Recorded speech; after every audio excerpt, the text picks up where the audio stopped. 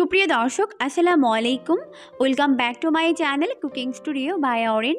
আজকের পর্বে আপনাদেরকে একটি ডিম আর সামান্য মুরগির মাংস দিয়ে দুনিয়ার সবথেকে সহজ আর অসম্ভব মজার একটি নাস্তা রেসিপি তৈরি করে দেখাবো। এই নাস্তাটি খেতে এতটাই বেশি মজার হয় যে একবার বাসায় তৈরি করে দেখবেন, পরিবারের ছোট বড় সবাই এটাকে অনেক বেশি পছন্দ করবে। চাইলে কিন্তু অতিথি আপ্যায়নের নাস্তাগুলোকে সার্ভ করতে পারেন। নাস্তা তৈরি করার জন্য এখানে একটি মিক্সিং বোল নিয়েছি। এখন এর মধ্যে দিয়ে দিচ্ছি 2 কাপ পরিমাণ ময়দা, এরপর দিয়ে দিচ্ছি হাফ চামচ পরিমাণ লবণ আর দিয়ে দিচ্ছি 2 টেবিল চামচ পরিমাণ চিনি। এখন প্রথমে লবণ আর চিনি একত্রে ময়দার সঙ্গে ভালো করে মিশিয়ে নিচ্ছে। লবণ আর চিনি একত্রে খুব ভালো করে মিশিয়ে নেওয়া হয়ে গেলে এখন এর মধ্যে দিয়ে দিচ্ছে 1.5 টেবিল চামচ পরিমাণ ইস্ট। আর এটা হচ্ছে ইনস্ট্যান্ট ড্রাই ইস্ট, আর এটাকে অ্যাক্টিভ করার প্রয়োজন নেই, এটা অলরেডি অ্যাক্টিভ ইস্ট। এখন আবারও খুব ভালো করে ময়দার সঙ্গে ইস্টটিকে মিশিয়ে নিব।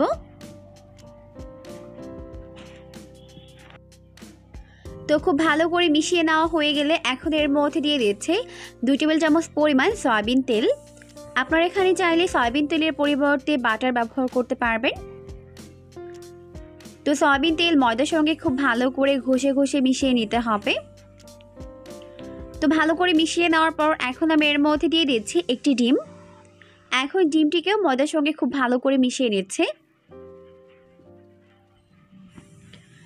তো সমস্ত উপকরণগুলোকে একত্রে খুব ভালো করে ময়দার সঙ্গে মিশিয়ে নেওয়া হয়ে গেলে এখন এর মধ্যে অল্প অল্প করে উষ্ণ গরম পানি দিয়ে মেখে একটি ডো তৈরি করে নিব। আর পানিটি এমন গরম হবে যাতে আঙুল চোবালে আঙুলটি সহ্য করতে পারে। তো অল্প অল্প করে পানি দিয়ে মেখে আমি এরকম একটি সফট ডো তৈরি করে নিয়েছি। আর এই ডোটি তৈরি করতে আমার এখানে পৌনে 1 কাপের মতো পানি লেগেছে। এখন আমি এর উপরে এভাবে একটু সয়াবিন তেল লাগিয়ে দিচ্ছি, এতে করে উপরটা ড্রাই হয়ে যাবে না। এরপর এটাকে ঢেকে রেখে দিচ্ছি 1 ঘন্টার জন্য। আর 1 ঘন্টার মধ্যে ডোটি খুব ভালো মতো ফুলে যাবে। এখন আমি এই নাস্তার বাকি প্রিপারেশনটা করে নিচ্ছি। তো এখানে আমি নিয়েছি 50 গ্রাম পরিমাণ চিকেন, আর চিকেনগুলোকে আমি এরকম ছোট কাট করে কেটে নিয়েছি। এরপর এখন এর মধ্যে দিয়ে দিলাম 1 চামচ পরিমাণ আদা রসুন বাটা। আমি আদা এবং রসুন একত্রে বেটে নিয়েছি। হাফ চামচ দিয়ে দিলাম লবণ, হাফ চামচ দিয়ে দিলাম লাল মরিচের গুঁড়া, আর 2 টেবিল চামচ দিয়ে দিলাম টমেটো সস। 1 চামচ দিয়ে দিচ্ছি তান্দুরি চিকেন মশলা। এরপর দিয়ে দিচ্ছি প্রায় হাফ চামচ পরিমাণ লেবুর রস। এরপর এই সমস্ত উপকরণগুলোকে একত্রে খুব ভালো করে মিশিয়ে নিচ্ছে। ভালো করে মিশিয়ে নেওয়া হয়ে গেলে এখন চলে যাচ্ছি পরবর্তী স্টেপে। তো এই জন্য চুলায় একটা প্যান বসিয়ে দিয়েছি। এরপর এর মধ্যে দিয়ে দিলাম প্রায় 2 টেবিল চামচ পরিমাণ সয়াবিন তেল। এরপর এখন এর মধ্যে চিকেনের মিক্সটাকে দিয়ে দিচ্ছে। এখন খুব ভালো করে নেড়ে চেড়ে চিকেনগুলোকে রান্না করে নিব। তো আমি এখানে এক্সট্রা কোনো পানি অ্যাড করছি না। চিকেনগুলোকে নাড়তে নাড়তে এর মধ্যে থেকে কিন্তু পানি বের হবে, আর ওই পানিতেই চিকেনগুলো অনেকটাই সিদ্ধ হয়ে যাবে। নাড়তে নাড়তে এখন চিকেনগুলো 100% সিদ্ধ হয়ে গেছে। তো এখন আমি এর মধ্যে দিয়ে দিচ্ছি স্লাইস চিজ। আমি এখানে টিক্কা ফ্লেভারের চিজটিকে ব্যবহার করছি, আপনারা এখানে চাইলে মোজারেলা চিজও ব্যবহার করতে পারবেন। চিজটাকে দেওয়া হয়ে গেলে এখন খুব ভালো করে মিশিয়ে নিচ্ছে, চিজটা মেল্ট হয়ে যাওয়া পর্যন্ত। এখন চিজটা মেল্ট হয়ে গেছে, এখন পুরো রেডি। এটাকে চুলা থেকে নামিয়ে নিচ্ছি। এখন আমাদের ডো খুব ভালো মতো ফুলে গেছে। তো এখন এটাকে মথে এর ভেতরে থাকা বাতাসটিকে বের করে দিব।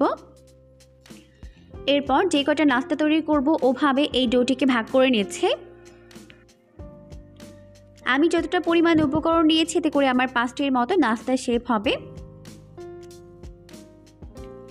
তো এখন বাকি ডোগুলোকে ঢেকে রেখে একটি ডো নিয়ে নিলাম। এরপর হাতের মধ্যে নিয়ে এইভাবে একটি গোলাকার শেপ দিয়ে নিলাম। এরপর আমি এটাকে এইভাবে করে মাঝখানে একটু জায়গা করে নিচ্ছি।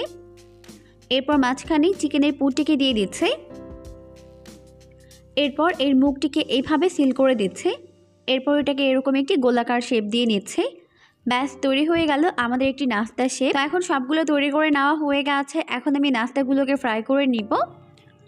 তো এই জন্য চুলায় একটা প্যান বসিয়ে দিয়েছি আর যথেষ্ট পরিমাণে সয়াবিন তেল দিয়ে তেলটিকে মিডিয়াম গরম করে নিয়েছে। এখন চুলার আঁচটিকে মিডিয়ামের থেকে একটু কম রেখে এর মধ্যে একটি একটি করে নাস্তা শেপগুলোকে দিয়ে দিলাম।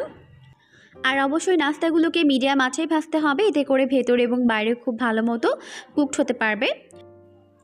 নাস্তাগুলোকে ভাজতে ভাজতে যখন নাস্তাগুলোর এক পাশ এরকম গোল্ডেন ব্রাউন কালার হয়ে যাবে তখন আমি এগুলোকে উল্টে দিচ্ছি অপর পাশটিকে ভেজে নেওয়ার জন্য। আর এখন আমি চুলার আঁচটিকে মিডিয়ামের থেকে একটু বাড়িয়ে দিলাম। এরপর এগুলোকে উল্টে পাল্টে দুই পাশ এরকম গোল্ডেন ব্রাউন করে ভেজে নিচ্ছে।